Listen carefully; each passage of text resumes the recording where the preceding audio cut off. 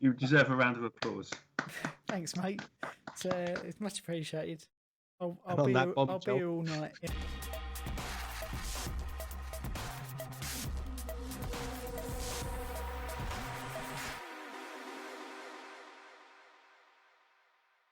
Hello and welcome to this week's podcast. My name is Ian and I am joined by Mike? and Bill? we're here to discuss everything football, mainly West Ham, Arsenal and Liverpool. If you would like to enjoy an audio version of this podcast rather than looking at our lovely faces, we are available on 6 platforms, all under FDT-TV, and that is Anchor, Breaker, Google Podcasts, Pocket Casts, Radio Republic, and last but not least, Spotify. But Other accessories sold separately. yeah, like wherever you want to consume your podcast, apart from Apple, we're there. This week, lads, we've had lots of goals. Or say this week. Last week, we had lots of goals. Phil ran a little poll again for best goals of the week. Talk us through it. Yes, so I had a little review back over the weekend's goals because, oh my God, there was a few 7+ goal thrillers, weren't there? It's incredible. But a lot of these goals were just easy tap-ins and headers and nothing with flair. So I chose 3 goals that I thought were pretty good. You should look shocked there, Mr. Horse. Well, there were some good goals. Carry on. Yeah, I managed to pick 3. Yeah. So I went for, is it Diane Ganga? Diane Ghana. For West Brom, even though they got beaten by Everton. But I thought his solo effort running pretty much half the pitch and making the Everton defence look absolutely useless and then slotting it in was pretty good. Then we had Pratt for Leicester. A nice shot from, I think it's outside the box, just held it into the top corner. It was really impressive. Yeah. And then Costa for Leeds. He had 2 goals. Both were really, really, really good. I think the first one was from a tight angle in the roof of the net, and the other one was another quite far out smash it in volley and beating the keeper and everyone. So some really good goals. But the ex-West Ham man won it with 50% of the votes. Very good. How much? 50%. And Phil, just before we get into it, where did you run your poll? I run it on Twitter. All of our Twitter handles can be found below us. So if you are listening to the audio version, go over to our YouTube channel and have a look, because we're all on Twitter and there's lots of stuff going on all the time. Right, moving on. Our new segment, which I actually really enjoy, is One Good, One Bad. I like it because it keeps me from jabbering on about lots and lots of negative stuff. It limits me to 1. So we'll start off with Phil, because me and Mike had the same game for One Good, One Bad. So it'd be interesting to see what our calls were. So Phil, give us your One Good and One Bad. One good, one bad. So Liverpool take on Chelsea. One bad was Thiago Alcantara giving away a penalty. Thankfully saved by Alisson. So that was probably the worst and bad part of the whole entire game for me. Mm-hmm. And the best bit is Mane this week. Last week we had Mo running the show, and this week I had Mane and capitalising on Kepa and probably ruining his career. I think you're right. I think it's gonna be the last game you see him in a Chelsea shirt for quite a while. Yeah. A state like that, you can't go down lightly, especially when he costs in excess of £70 million. I'm not being funny though, but the amount of errors that you've seen David De Gea make that are kind of similar to that, I think it would be. I know everyone's been on him through the back end of last season and then starting into this season already, but I think I would be very surprised with the amount of money they paid that he would be dropped. Just my personal opinion. I'm sure there's an outcry of Chelsea fans that go, "No, get him out." But I think it boils down to his attitude, doesn't it? We haven't seen the best attitude on the pitch. I don't know what he's like off the pitch. He might be consummate professional, but on the pitch, questionable.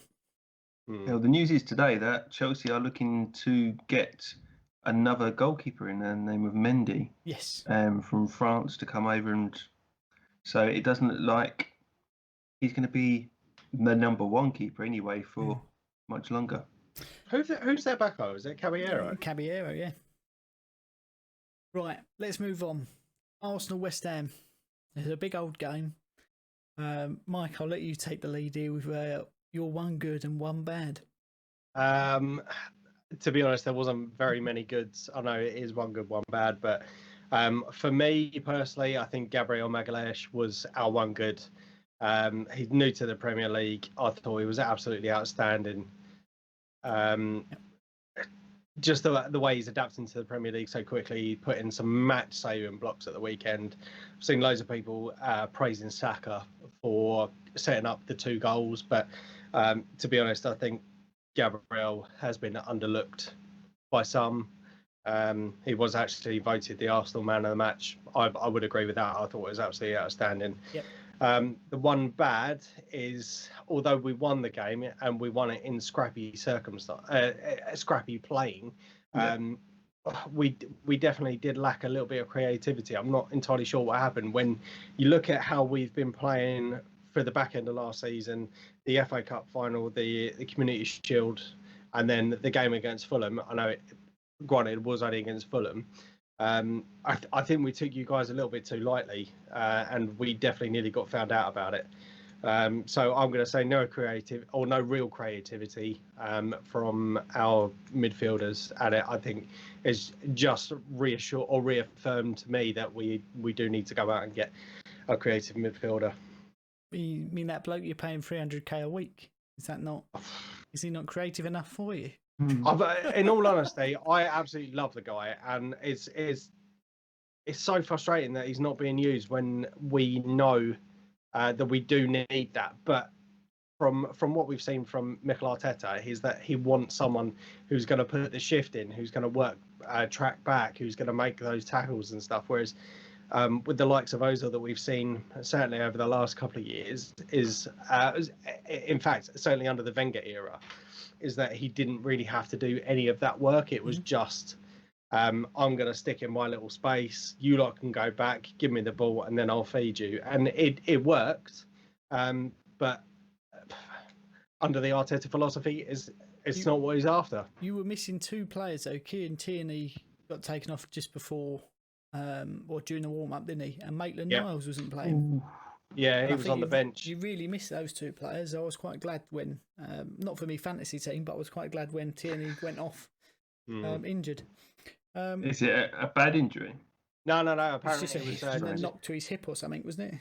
Yeah, apparently they were saying that he was feeling a little bit tight around his hip area, and he wasn't feeling comfortable going into the game. So to prevent a longer-term injury, I think he knew it was going to be a physical one. So. Definitely. Now, my one bad is actually the same as last week. Ryan Frederick should have been sent off in that game for a high and out of control tackle on Saka. And I've said it before, and I'll say it again. If he didn't have blistering pace, he wouldn't be a professional footballer. It gets him out of trouble a lot, but he's just so sloppy. And yes, he does drive forward, but he's a liability. And I think VAR twice now haven't looked at it where they should have and sent him off. So I think he can count himself very lucky. My one good now, it was a difficult one because at 1-1 I was like, this is a good result, I'll take that. And then Arsenal actually finally figured out if you pass the ball, simple pass on the ground through our defence, you'll score every time. Well, most of the match you were swinging in crosses and playing to our sort of advantage with our defenders who are very good in the air. But my one good is Mikel Antonio has now scored 9 goals in his last 9 Premier League games. I would have been very surprised if it was anything other than Mikel Antonio, because I thought he was absolutely outstanding at the weekend. There's 2 players in that squad who I'm surprised no one has tried to buy. One of them is Mikel Antonio. he's an absolute workhorse, and I wouldn't blame him for going because no one else seems to put in the shift that he does. And the other one is Declan Rice, but maybe we'll get onto that in the transfers section. So up next, we do have, we have any VAR controversies for this week? There was one that I just wanted to pick up with for our game in was the potential handball and the penalty shout. There weren't really controversies, but the one question I think I vaguely remember we were saying in our pre-season preview or the first episode back for this season I know what you're going to say. That they weren't going to be showing the VAR decisions on the screen whilst they were doing it. Yes. Yep. When that is what the FA said, and that's what Sky had said. That doesn't seem to have happened. What I did notice though is they were saying about the handball. I don't think that rule has been applied consistently. Because when you look at some of the handballs that have been given as penalties, that was closer to the hand than some of them have been.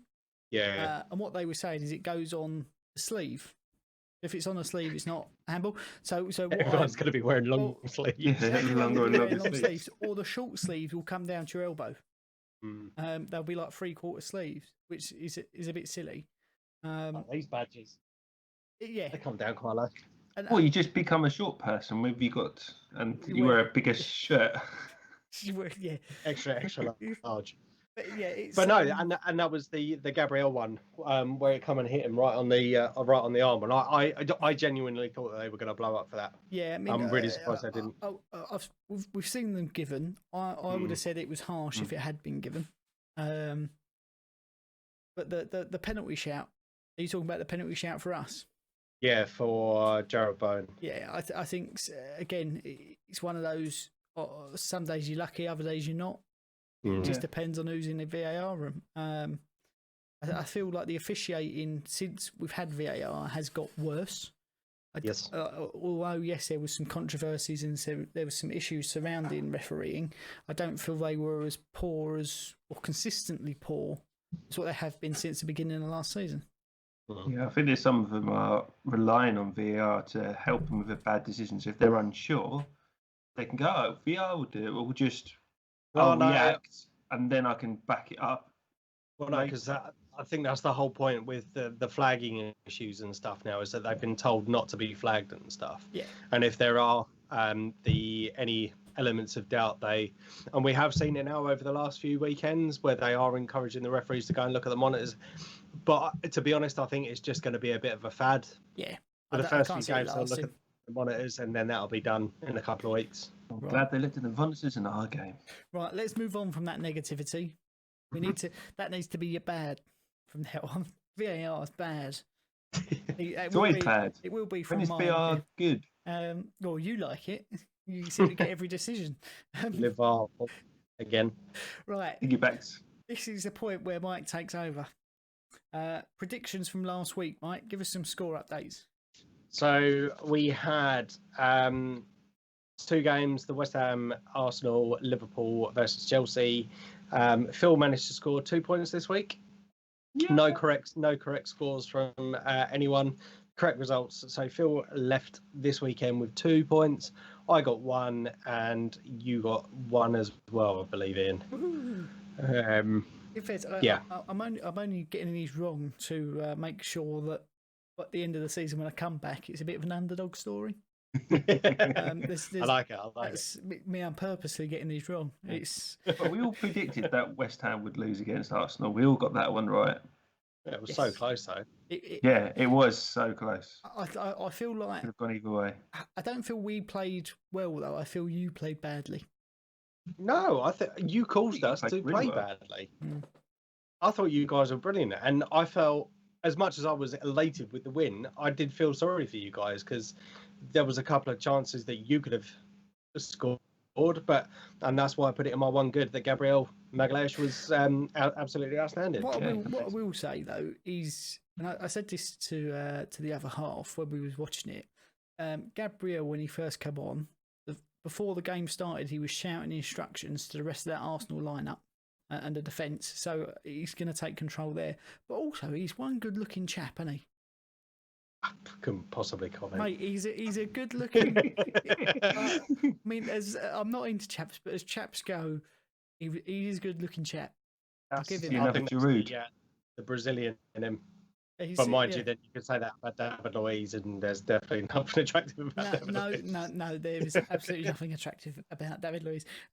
Right, we've got some extra Swiftly games. moved on. Yeah, we've got some extra games this week. Because we've got League Cup midweek. It's a bit of a mixed match of fixtures, and then soon, not long after that, we have an international break coming up. So, Mike, what fixtures have we got? So we've got West Ham versus Hull. I believe that's tomorrow or the Tuesday. Then we have Leicester versus Arsenal on the Wednesday, and then Lincoln City versus Liverpool on the Thursday, I believe. Very good. And there's no replays in the League Cup, is there? No, it's because of the tight deadlines that we've got this year. Every round, if it's a draw at the end of the game, is going to penalties. Fair enough. So we're starting with West Ham, and then are we? Leeds, Hull are now in League One. We played well against Charlton. We played well against you. I feel like you're going to see Anderson, Lanzini, and Haller come back into the starting lineup. So I've gone 2-0 to West Ham. It's very conservative.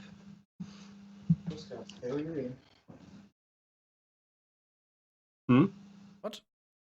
I said that's a very conservative scoreline. I thought you would have come for more than it. No, It's West Ham. Yeah, I feel like we need to pull out a win. I'll be happy if we get 2-0. These are usually the games we struggle with. So, Phil, what are you going for?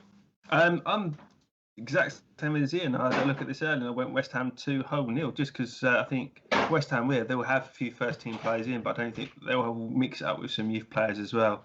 And the difference between Hull at the moment is massive. So, yeah, I think it'd be quite a straightforward win. Okay. I'm actually going to go a little bit bigger than you guys. I'm going to go for a 3-1 West Ham win. I think after your performance of the weekend, you definitely deserve. Well, as you said, you did all right against Charlton. So why not think a bit more ambitious and go for it? So yeah, I've got to go for 3-1. Fair enough. What's next? Leicester versus Arsenal. We're playing away. As we all know, our away record is not that great. Leicester, I think, are going to put out a strong team. We are going to field a rotated squad. May see the likes of Ozil back in the team. But I'm going to go for a 2-1 Leicester win. Fair enough. I've gone actually a bit of a weird one because I did think it'll be a strong Leicester squad. I did think there'll be some Arsenal rotation. So I've gone for it to finish 1-1, but for Leicester to win on penalties. Oh wow, good shout! I don't know if that's allowed, but that's what my prediction is. Yeah, that's cool. I'll give that definitely. And do you know what? I've gone again the same as Mike on this one. So I had a long thought about this because Leicester, I think they want a good cup run this year because I don't think they'll get much else. And Arsenal, you've got a big game coming Monday, so you're going to want to rotate and maybe put some youth in. So how high up on the priorities is it? Not Mo. So I did go Leicester 2, Arsenal 1. Cool. Fair enough. And Phil, the last game. Yeah. Lincoln, Liverpool away as well. So you never know what could happen here.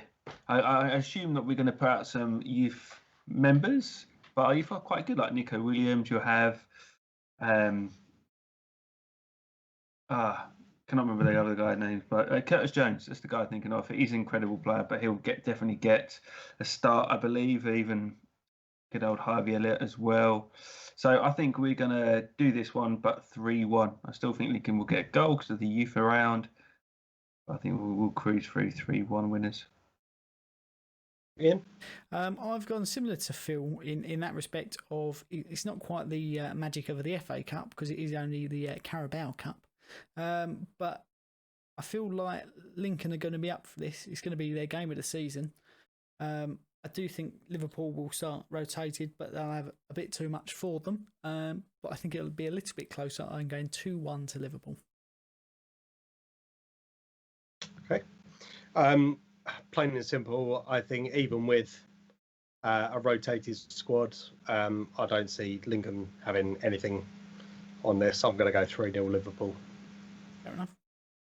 Ooh, and then you know what happens after that? Comes the weekend. Premier League. Big boys are playing. Moaning. Too many. What's that? Jose will be moaning. Too many games. Yeah. I don't think they'll be playing this week, to be fair. Their game's in doubt. Yes, Why? they could. Because Mansfield have got loads of COVID positive tests. Three confirmed cases of COVID. And isn't it Leighton Orient? No idea. Pretty sure it's Leighton Orient. Oh, yeah. What I will say while you're looking it up, Yeah, Leighton Orient. is I did binge watch since last week All or Nothing. Yeah. I've started watching that too. And it's hilarious. Well, what I would say is, obviously, I'm not a Tottenham fan.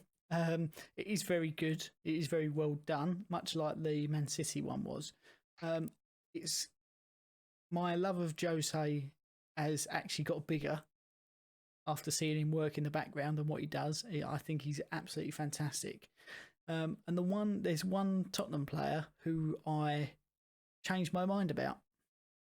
Not only is he French, but he plays for Tottenham, and that is Hugo Lloris. I actually have a bit more respect for him now after watching that thing. He doesn't like losing, and he doesn't mind giving it out when he needs to. But I changed my opinion on him. I need to have a watch of that. I've said that a couple of weeks ago. They do seem to skip Pochettino in half the season really quickly.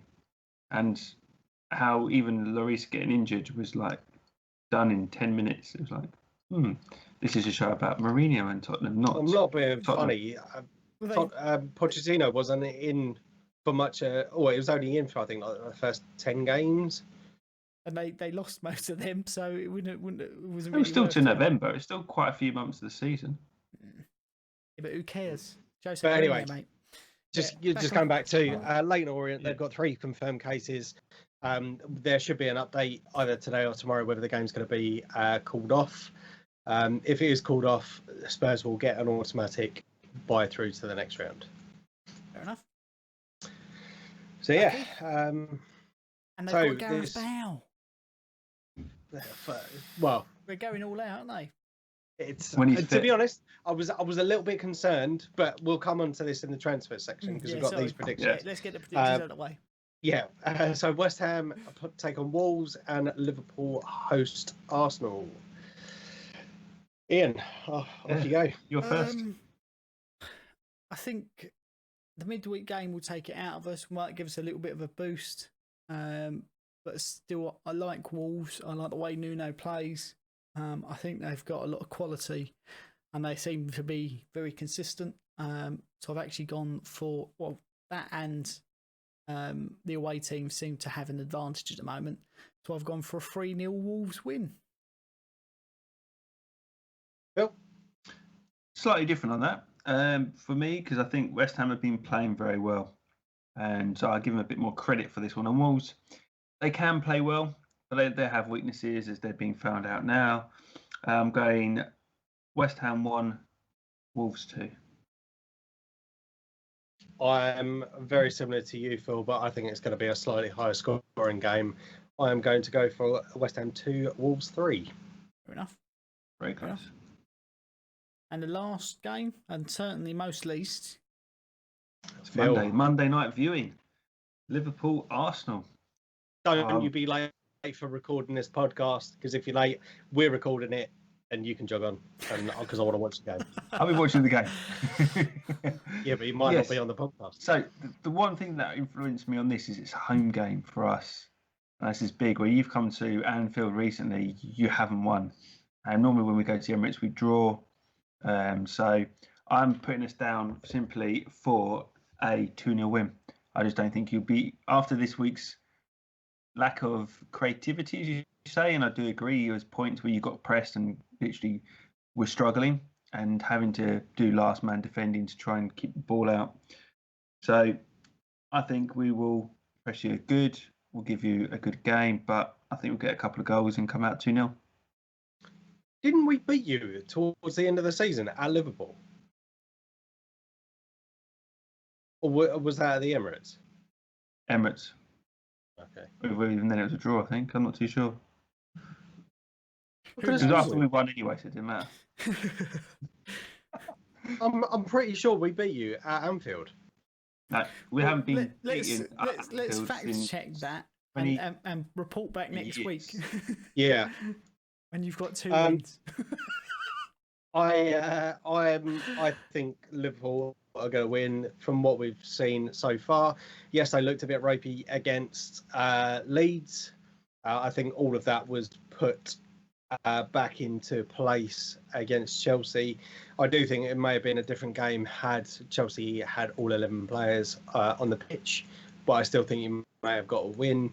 I think if we can get back to the confidence that we had pre this weekend, it could be a draw, but I'm going to go for a Liverpool 2-1 win. I see, I've differed to both of you.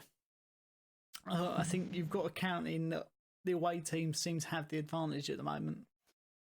You've got to count in the fact that Liverpool look a lot more complacent than they have done in the last 2 seasons.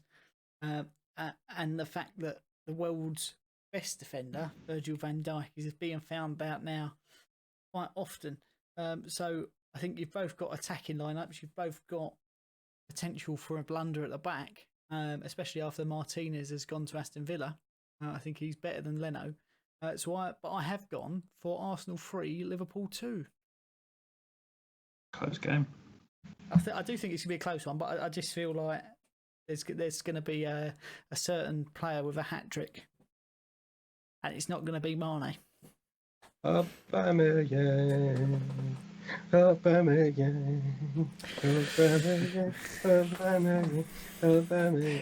And that leads us on to a very quick roundup of transfers in and out of our clubs. Mike, you mentioned just before we turned on that you'd signed someone? Yes, we have signed a new goalkeeper to replace the sorely missed Emi Martinez. There's a guy called Alex Runarsson, I think his name is.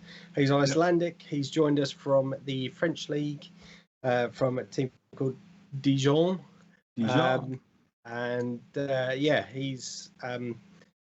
I don't know a lot about him, but we've signed him as a fairly cheap deal. We need a replacement, as I said, to cover Emi, who's now gone to Aston Villa.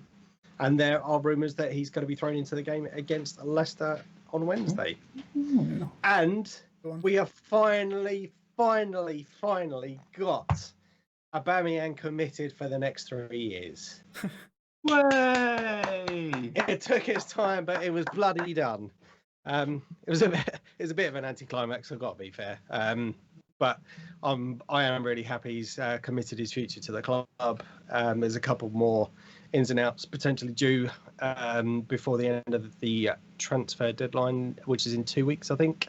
So there's a lot of movement in and out of the club. That's the Arsenal transfer deadline. Does that mean that the chase of David Raya is off for Arsenal? No, apparently he is. This is the Brentford goalkeeper, isn't it? Yes. Yeah. So I from what I've seen, there are ongoing talks between the club, but I think in order for us to get his signature, they want us to sign him and then loan him out for the rest of the season. Okay. But you're after Thomas Partey, is it, or something from Atletico? Yeah, there's a potential swap deal that is being negotiated, but to be honest, I've seen so much speculation about him and that Hossein Mouar. There's no point in going over it until we start seeing more in concrete. It's just going to be rumours. So. Fair enough. Phil, you had a new signing start. Well, no, he didn't start. Did he come off the bench? No, he's on the bench. Yeah, 2 signings in 2 days. It was awesome. Thiago Alcantara finally made his move, and Diego Jota from Wolves. That's a good signing. And then, but we had our young centre back Hoover went in the opposite way. Went to Wolves for about 11 million.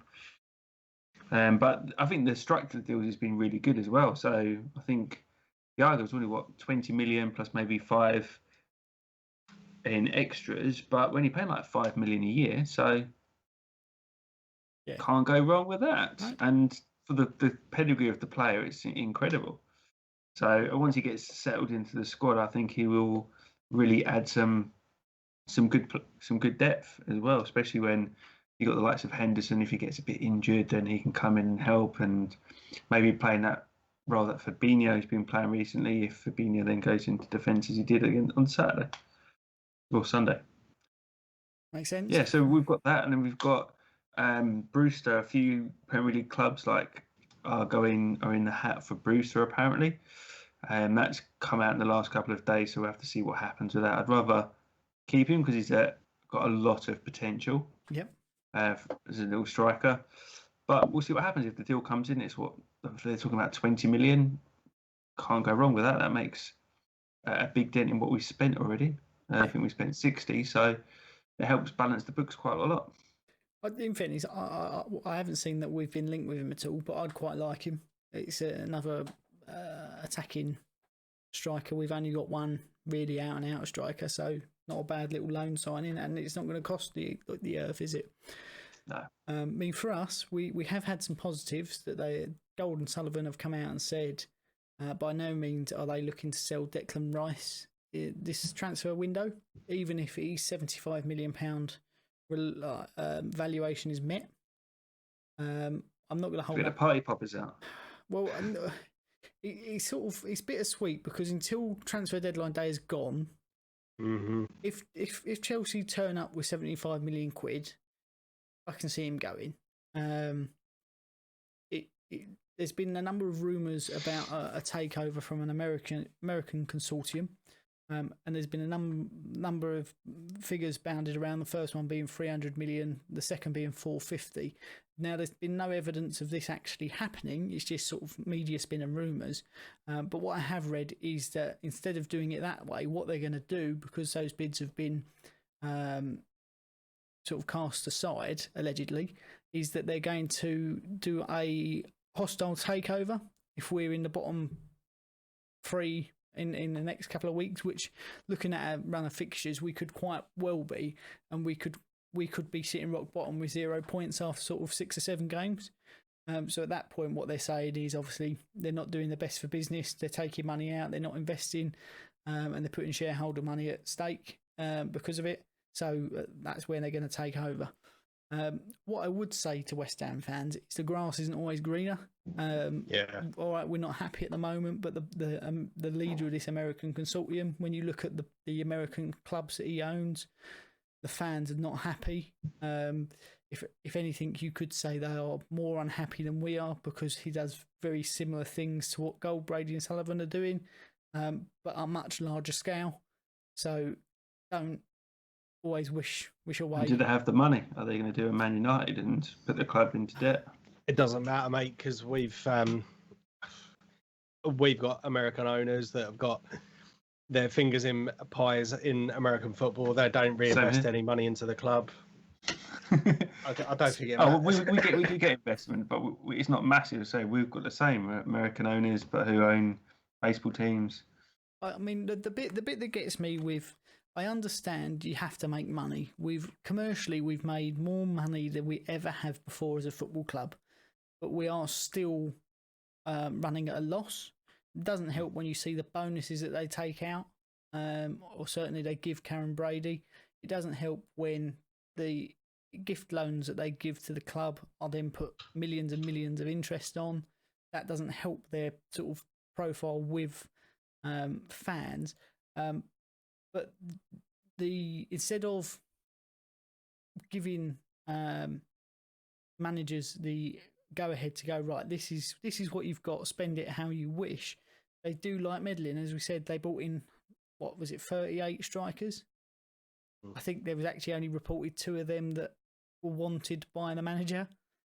So it's like we've had lots of poorly managed transfers, and lots of people coming either to the end of their career or injury stricken on big money because they are a big name. Andy Carroll. Jack Wilshere being another one. Yeah. Fantastic player. If he wasn't injury stricken, he wouldn't be playing for us. I'm glad he took Andy Carroll, to be fair. No, but Andy Carroll, when you look at him at Newcastle, seems to have sorted himself out. There was lots of he started both games so far, and he's not looked like he needed to come off at all. There was lots. Is that because he's in familiar territory and needs to be home? No, because he owned a huge £4 or £5 million mansion in Brentwood and loads of businesses and stuff like that. So it's not that. I think they've got him on a tight leash. I think Steve Bruce has assigned him someone to say make sure, keep him out of trouble. There was lots of rumours, and I know someone who used to work at the medical centre that West Ham used, and lots of times where he was linked with, oh, he's got a bad ankle, he's got a bad knee, this has happened. It wasn't that at all. It was addiction problems, whether that be alcohol or other things that maybe go up your nose. But that's I can't confirm that 100%, but it's a very reliable source when that was going on. So I think they've sorted him out and they've made sure he's on the straight and narrow.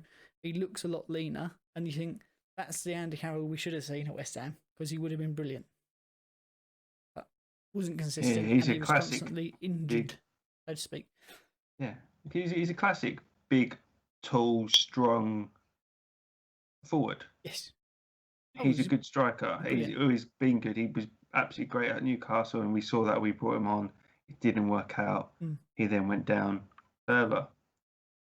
But there's potential there. Yeah. Just obviously needs that person to put their arm around him and point him in the right direction. Say, is it putting your arm around him, or is it giving a kick up the arse? Both. I'd like to know what sort of be a fly on the wall in some of those meetings that go on. Yeah. And he used to live with like the Newcastle captain for a while because he was that bad. I remember the stories of him in Newcastle, fireworks in his house and all that sort of stuff. Oh yeah, Kevin Nolan sorted him out. Yeah, for a I was while. just going to say, when he's one of your coaches now, isn't he? He is. And in fairness, he's a bit rounder than he was when he played. But I still think he could do I a saw job him the other day. He could still bang and top bins from 30 yards out without a problem. But Right. that's that now. Mike, Yes. give us a word. Hashtag complete it, mate. Hashtag completed it, man. Not yet, you haven't. Top bins. Not in a while. That is this week's word. Yeah. If you have watched yet, please leave a like or leave a comment in the comment section just to show us that you are still watching this. If you've got any suggestions for content that you do want to see, please let us know. Yeah. We do have the fitness challenge, which is ongoing currently. You can find our introduction videos and also the base test and our fitness updates. More to come. 3 weeks in now, almost. Yep. We literally hit the 3 weeks today. So yeah, you can find those videos in the fitness playlist. Yep. Other videos are available. Let's say if you feel so inclined, leave a like, press that subscribe button, and be much appreciated. And we'll check out the rest of the videos. Yeah, we'll see you next week. Also, don't forget that we are available on podcasts. If you know people that are potentially blind and they still want to get involved with the podcast, tell them about it. Through the media that Ian suggested earlier. Yeah, if you don't want to see our beautiful faces, you can always just listen to our dreary voices. Oh, I try not to be dreary. Try to be very positive. What's that about? West Ham fan. A positive West Ham fan? Come on, I've got to put effort in because it's not easy being West Ham fan and positive at the moment. No, you deserve a round of applause. Thanks, mate. It's much appreciated. I'll be here all night. Yeah. All right. We'll see you later. Nice one. Thanks very much. Bye.